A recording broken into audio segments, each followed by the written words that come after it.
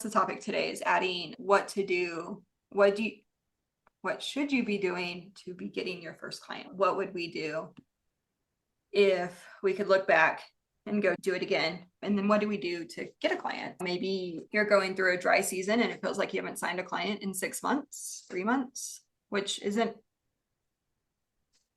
doesn't have to be your typical norm, isn't the average industry norm. But let's say for whatever reason, life has happened and you haven't signed a client or you're looking for that first client. What do you do? For context, Megan did some math a couple months ago and found that there's 5 million new businesses started each year. What is that, Phil? Somewhere around there. I don't remember the exact total, but yeah. Okay, don't quote us, Millions of businesses every year in the United States are started. Yeah, a lot. And then we found that there are 300,000 bookkeepers total in the United States. And when we did the math, that means every bookkeeper has the potential to sign at least 16 clients a year. So if every bookkeeper was signing clients and not signing more than 16 or whatnot, you're going to definitely have firms, CPA firms, that sign more than 16 clients a year. You're going to have some bookkeepers who are like, I can run a fantastic, flexible, stable business and sign a client a quarter. So they're signing 4 clients a year to maintain their business or to get started.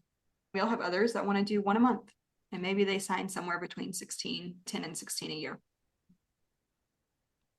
Yeah, so with that, there are plenty for you. There is no competition in bookkeeping, and that is the math on why we say that, and been saying that for years. And there doesn't need to be any scarcity mindset either. So for anyone but everyone's doing this, it feels like now I've gotten into this and I see that it's been done before and everyone's doing it. This isn't something new. I'm not unique and there's no way I can make money as a bookkeeper.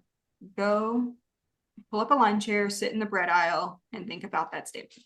You can, if bread companies compete on bread, you can compete on, not to mention if you include the gluten-free breads and the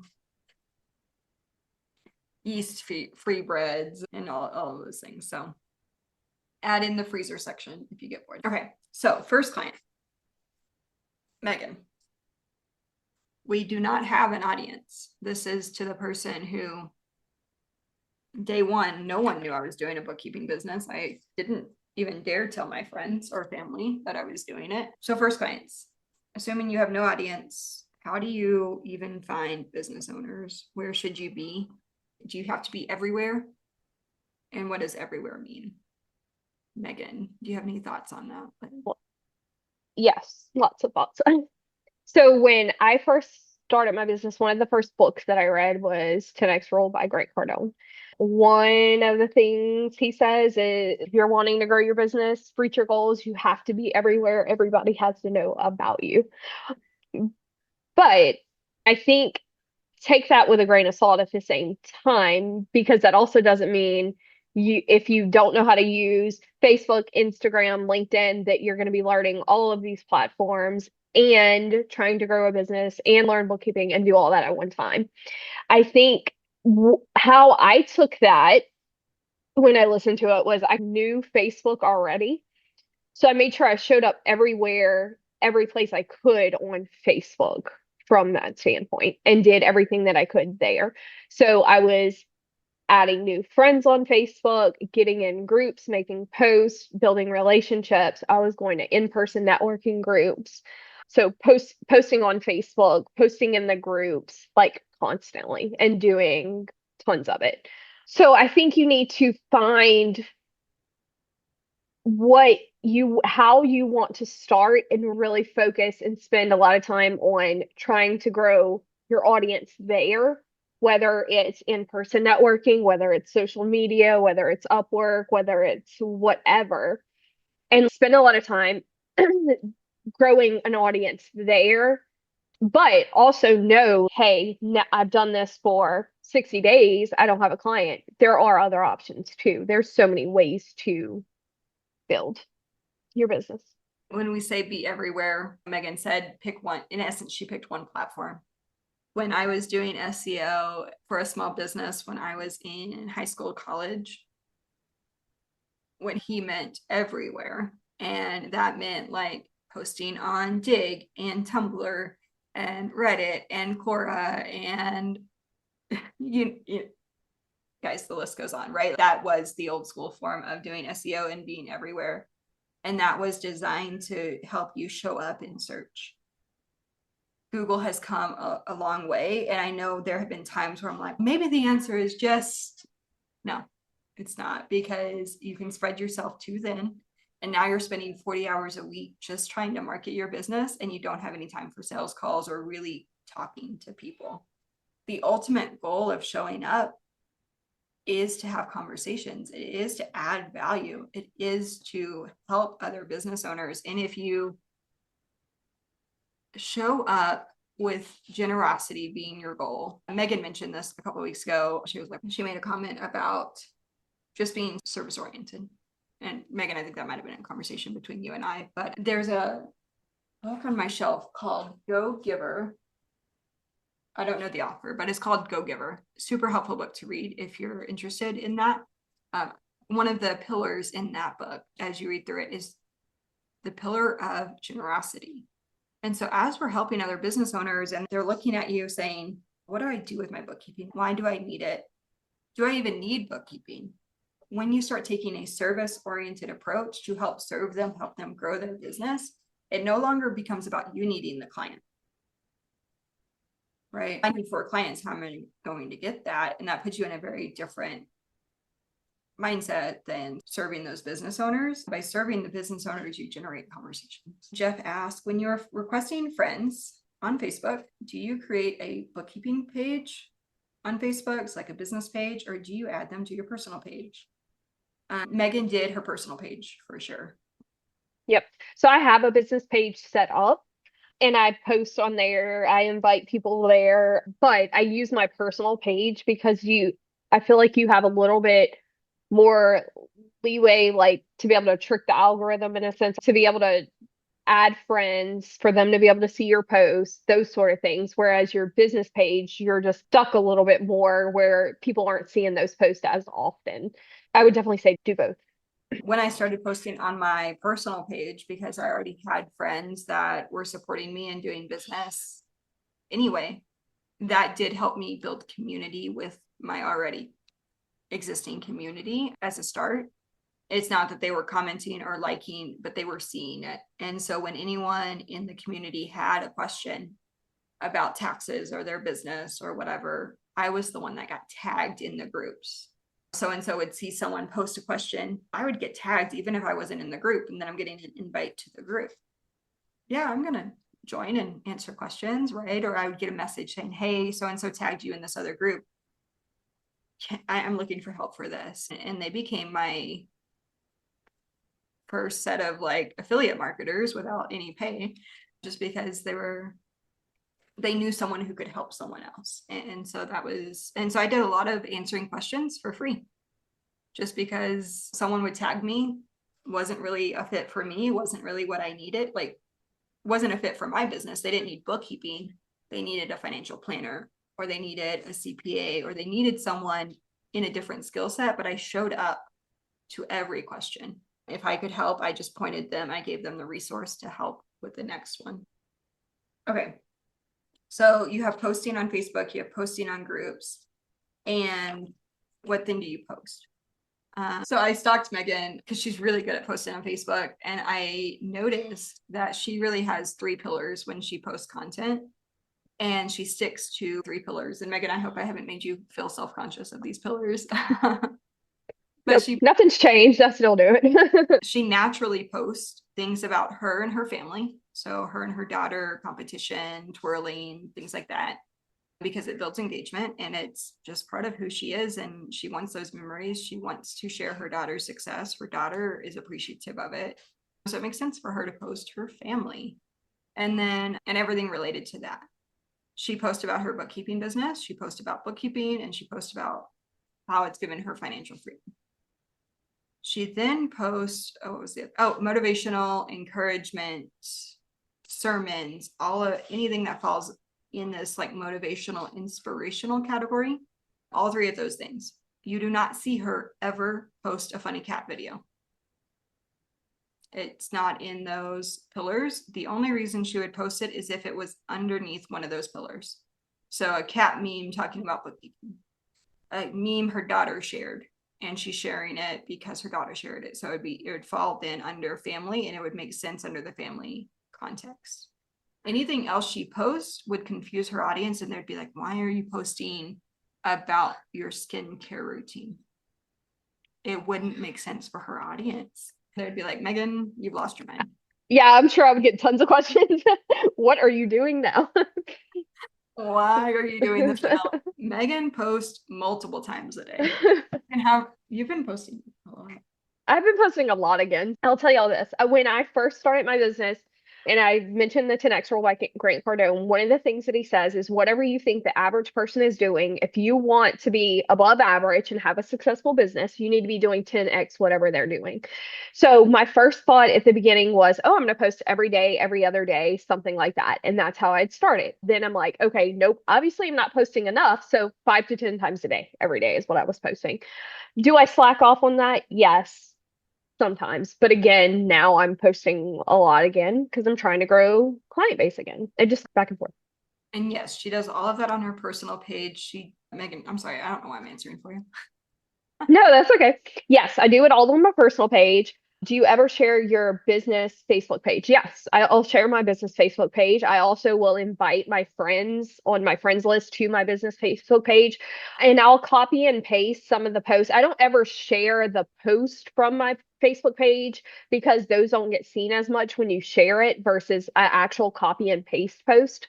But I'll copy and paste between the two. So if I post it on my personal, I'll post it on my business page. If it's business related, it'll go on my business page. If it's the personal stuff, I don't post that on my business page. So like my daughter, I can see pictures of my daughter and all that on my business page. Any suggestions on business name and how to use CFO services to make my business a difference maker? I was a CFO. Yeah, you can definitely provide CFO level services to any of the bookkeeping clients for sure. You can do outsource CFO work. Chat GPT would be a great suggestion to come up with names. Yeah, I would, Jeff, when you're thinking of your business name, think about your end goal. So as a CFO, a lot of businesses ultimately want to sell their business if they're creating an asset. So you might, if that's your goal, you might not use your personal name in the business. If you're wanting to build like a personal brand, you might use your name. If you're only wanting to serve local, you might pick a local name, like here in Albuquerque Bookkeeper or whatever. We have a naming guide in the Bookkeeper Blueprint as well, where I walk you through some of that and how to, if you're concerned about SEO, paying attention to the SEO on it. But I would take a couple of those into suggestions. And then you can always like, are you wanting something brandable? I gave a website, what is it called? The name escapes me right now. I use it all the time. It's like brand name or something. No, it's not. The name escapes me, and I was on the website like last week. And so I apologize for that. But if you Google create a brand name for my business, you can come up with a naming generator, and it will actually bring up logos and let you know if the .com is available, if that's a concern to you, or if the .co or .biz or whatever you're wanting is available for you. So that's some ways to do brainstorming. You can use ChatGPT to help refine after you have a couple of ideas or know where you want to head. And you can tell ChatGPT saying, hey, I'm a CFO. I'm looking to serve XYZ, and I want to target a local name in this area, or I want to not have my name, and be very specific with what your goal is with it and work with it, discuss with it on the brainstorming, and it will help you get there. The paid version is a little better, in my opinion, for actually getting results and like really having that discussion with it. But every now and again, I don't want to log in, and I'll just use the free version if I'm looking for a quick help my brain start working. But as far as our goal today is how to get a client by December. You don't even have to have a name for your business to get a client by December. You don't have to have a website. You don't have to have your Facebook page, your business page. You don't have to have that set up to get a client by December. Your ultimate goal is to have conversations. And anytime I mention that, I see bookkeepers retreat physically, like, oh, I don't want to do that. And we get it. It's a lot of work to have conversations, but you don't have to have them on the phone first. You can have them over Messenger.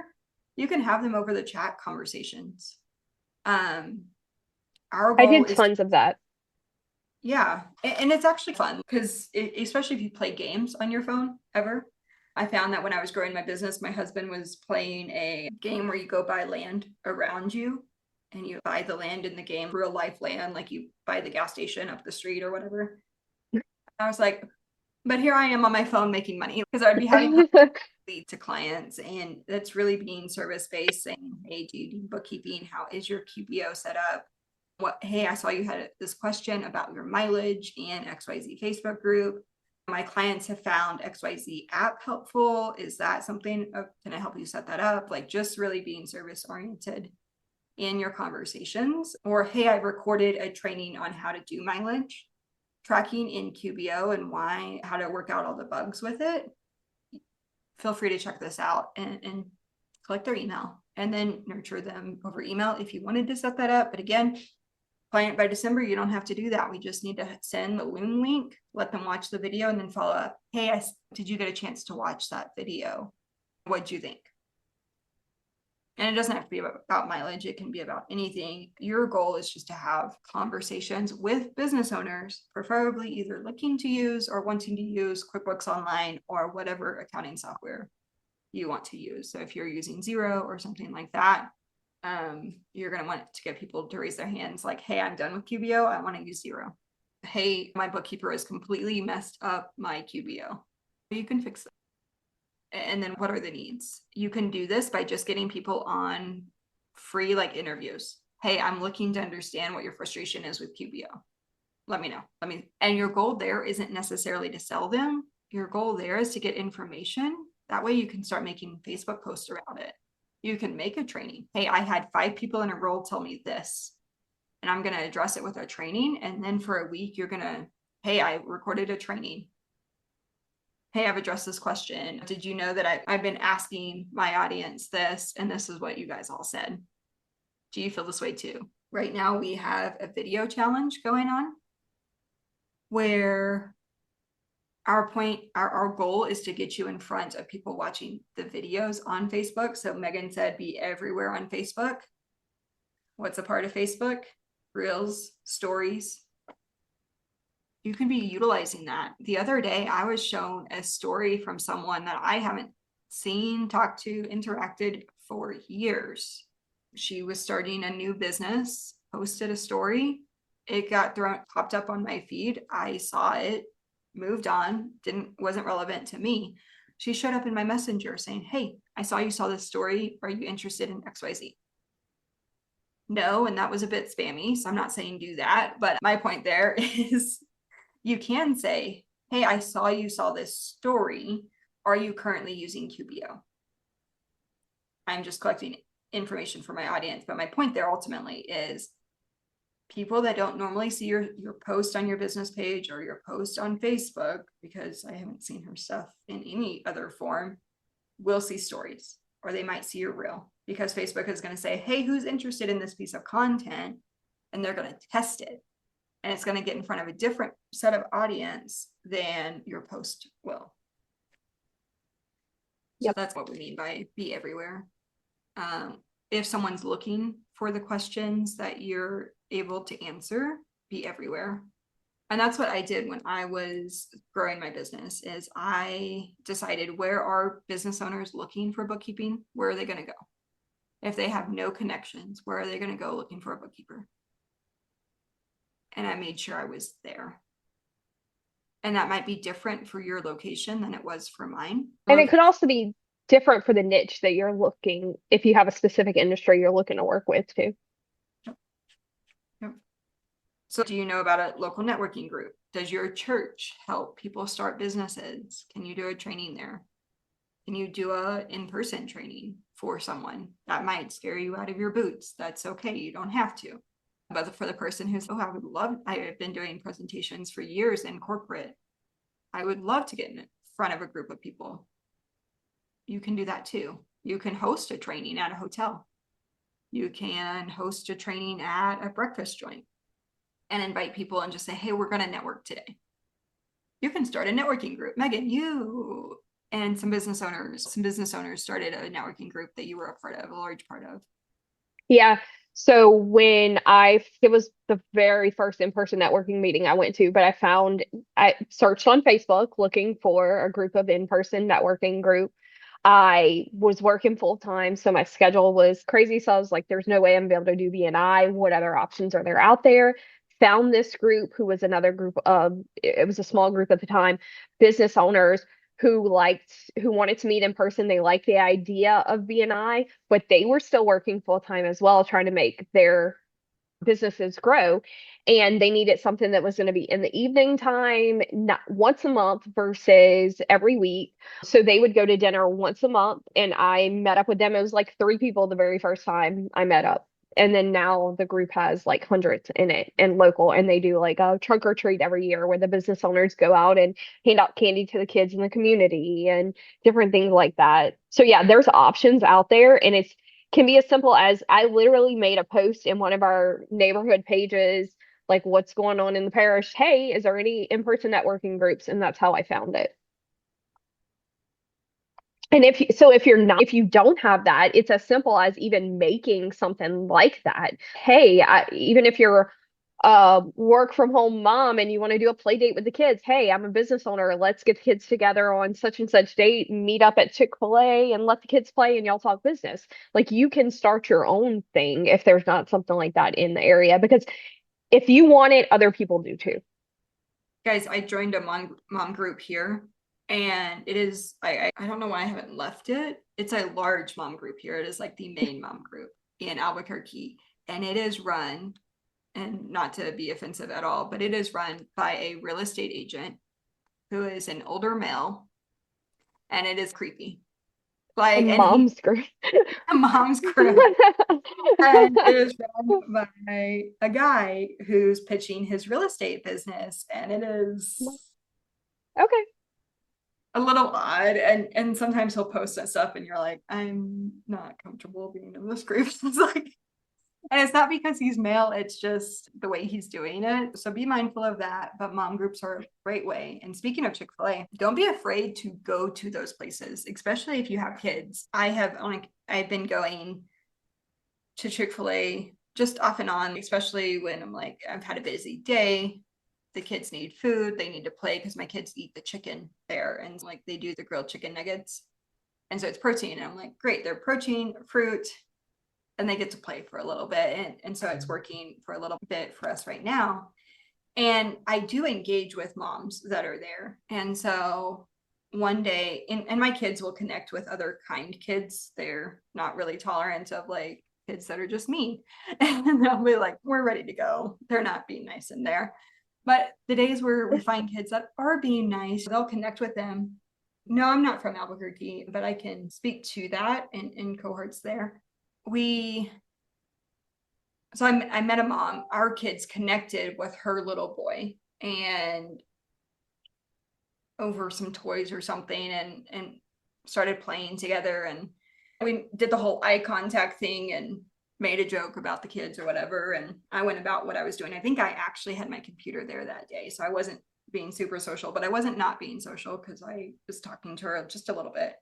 I went to go leave and pack up all of my kid stuff and things, and she came over and found out she was new to Albuquerque and her son was new, and they didn't really have any play people to hang out with. And as a younger than preschooler son, she needs some play dates. We exchanged numbers, and not every person you exchange numbers with is going to follow up and follow through.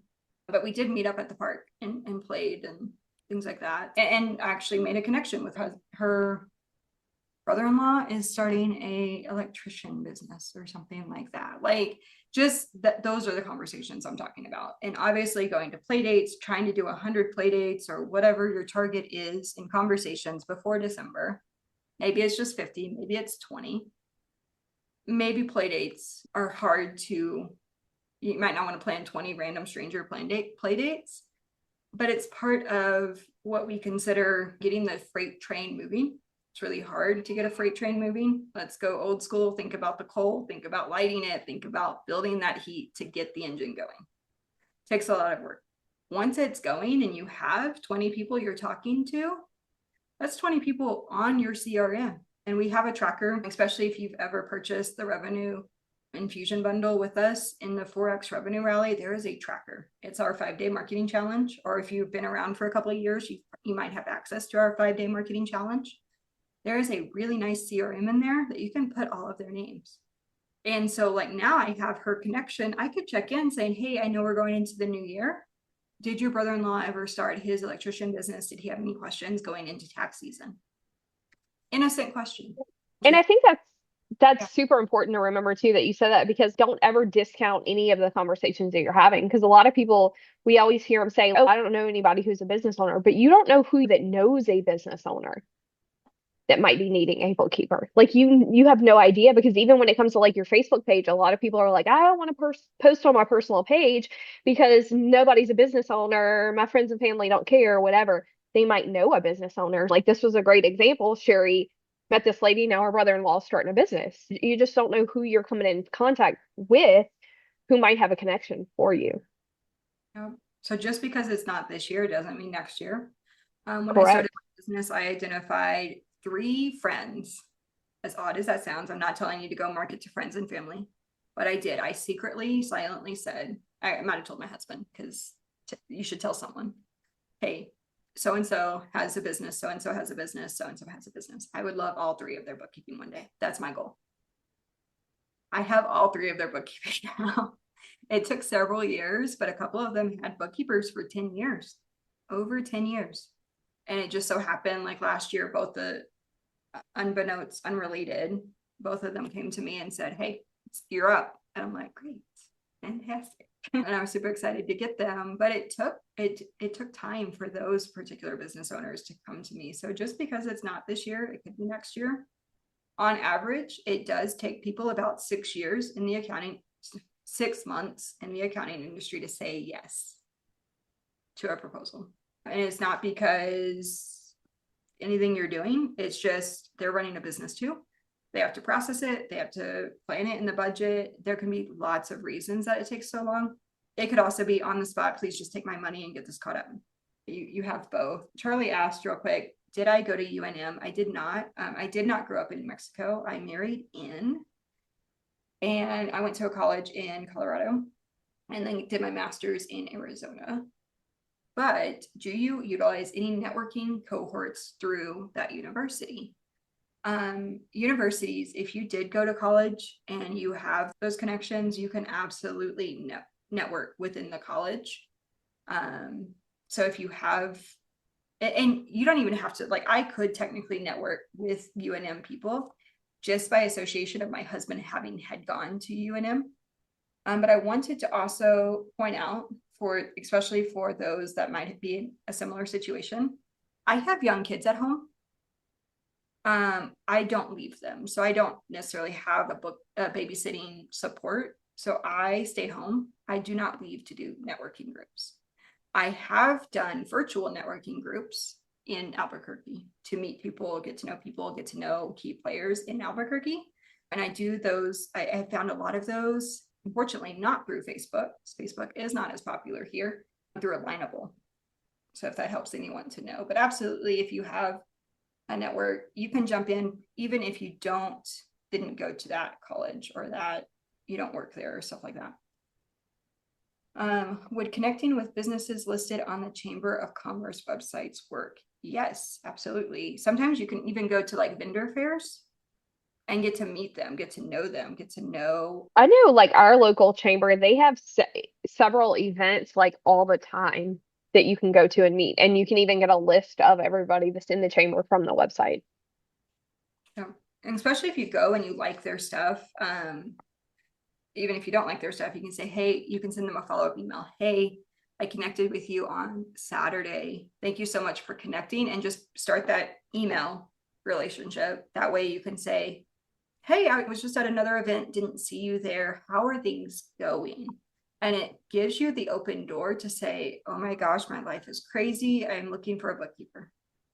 I'm Right. so glad you messaged me. It keeps you top of mind when you send those emails. And it might not even, it just could be, hey, I'm checking in. And you want to do that with your CRM. Even if they don't want your service, they might know someone who can purchase your service. They also might have opportunities. They might know of opportunities. So you can reach out. Hey, how's it going? Oh, hey, I was just at a networking group this morning. Oh, you are a networking group? I'm looking for a networking group. Like, you start to build these connections that can help you grow your business as well. Jeff says, I thought of offering a $25 referral fee for neighbors in my community Facebook group for getting me new clients. You can absolutely do that. You can If do you, gift cards even. A lot of people, especially when you're talking about your community, Starbucks gift card, Amazon gift card, they will jump on that quick. yeah. Or if there's a local business, you can also support by sending them using their gift cards. Anytime you can do local, do Yeah, local. definitely. Absolutely. People like Starbucks. I'm just saying, if there was like a local like coffee shop, I would totally choose the local coffee shop over Starbucks, because you get to support Agree. the business owner, and then you get to talk to them. Why are you buying so many gifts? Oh, I'm people that refer me bookkeeping business or CFO clients. I'm giving them your gift cards. And then that's going to start to get their attention. And you're likely talking to managers or owners that can help support you. And as you build that relationship, oh, I want to host a networking event here, or I want to host a training here at your coffee shop. Can I do that? Yeah, you've been buying our gift cards for a year now. Yes, please. Because you're also bringing in business to them. So anytime. So just a tangent, not that Starbucks is bad. Absolutely do Starbucks if you need a gift card. Just different perspectives. Trying to give you guys different perspectives on how to connect with people. How often do you want to follow up? 1 week from connection, 3 weeks, 6 weeks, and you can do this with potential clients. You can also just do this with your network. Okay, so getting your first client by December really is as simple as talking to people. How many people do you have to talk to is really up to the people you are talking to. The closer you can get to business owners, the closer you can get to your ideal client, the better. But keep in mind, as we're making connections, as we're building this community around the season where we're building a business, any connection gets you closer. Just like that play date I took from Chick-fil-A. Not only does that get you out of your shell, it gets you out of your own like mindset, because it's a conversation with another adult sometimes, especially if you're just behind the computer all day long. I have seen bookkeepers who get really stuck because they're trying to do this virtual networking and they're forgetting about the in-person piece. And as soon as they add that in-person piece, it all comes together. So don't neglect one or the other. It's not one or the other. It can be both. Even when I had 2 under 2 and I was not leaving my house, I was only marketing virtually, I still had an in-person community through my local church where I was still talking to people. There were business owners there too that I could talk to and just serve. I wasn't necessarily looking to add people from my church as clients because I wanted separate relationships there. And most of my clients are actually from that church. So yeah, here we are. But I didn't want that to be the main driver of building personal relationships, but they can absolutely work together. And if you get into a position where you've taken a friend on as a client, there are things you can do to separate your friendship from the business relationship. Keeper is great for that. Setting boundaries is great for that. Hey, if I message you via Keeper, that is business. If I text you from my personal phone, it is personal. If I text you from my business phone because you want text, that's business. You can ignore those, but respond to my personal. Like, you can set up some guidelines to make that better. Guys, we just opened the doors on our Bookkeeping Pro program. And this program is really a super all-inclusive program where we work with you to really set up and build this stable bookkeeping business. So what do you get, right? You get access to our course. So this is a super comprehensive course where we guide you through everything from setting up the business to marketing the business and everything in between. Anything, little thing that you can think of, it's probably in that course. And then on top of that, you get 2 one-on-one calls. So you get to use those with any of us, any of our coaches. We can talk about bookkeeping issues that you might run into. We can talk about mindset, marketing. There's so many different things, tech, really, any type of problem that you could see yourself running into. There's somebody that can help you with that. And you have 2 of those to use. That's included in this package. We have multiple calls per week where they are just like this, a Zoom setting where you come in, you get to unmute, talk about your whatever issues might arise, any questions you have, anything like that. So over encompassing, we support you. It's a lot of support in this program. Now, so that's the Bookkeeping Pro. We just started this. This is the first time we're doing this, right? This cohort, we're calling it. Yep. Super fun. It's going to be even higher touch support. So we're doing an additional call with you guys every week. That's with Megan and Sherry. I'll be on there too. But that's where you guys are going to be able to come in and get answers directly from Megan or Sherry. On top of that, within the cohort, we're doing a contest. So we talked today about getting your first client, right? We have now gamified that. We are making it fun. We want you to go out there and we want you to be successful. So what better way to do that than to make it a competition, right? So we made it fun and we're giving away $500 to the winner of this competition. $500 in a Visa gift card. We're going to send it to you right before Christmas so that you can get $500 shopping spree for Christmas time to the winner. So we are super excited about this. If you guys are interested, I can drop the link or you can schedule a call if you have a few more questions that you would like to get answered before pulling the trigger on that. This is like my main time to market when it comes to bookkeeping. I prefer to market now instead of tax season. I don't push for new clients in tax season. A lot of bookkeepers do get a lot of clients in tax season, but know that this is when I grow my business the most every year and I eat it up. Now is the time to be marketing your business, putting yourself out there if you haven't already, letting your friends and family know. They're going to work. They are interacting with other people. When they hear someone say, oh, I just started a roofing business, tax season, guess who's going to come to mind? Oh, my daughter-in-law does bookkeeping. If you're looking for help with XYZ, so now's the time. And if you do want that hand holding, we are here for you throughout the rest of the quarter to keep you on track. Absolutely. And that's all through the cohort. You get access to all the calls, everything that we normally do in the program.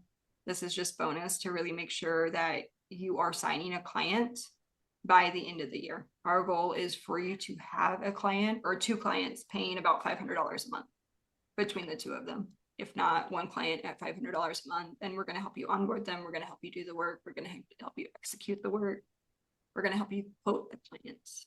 So if you're really feeling nervous, or if you're just feeling like, hey, I've been operating a bookkeeping business and it's not going the way I wanted, this is a great time to reset, take charge of it and do it. Awesome.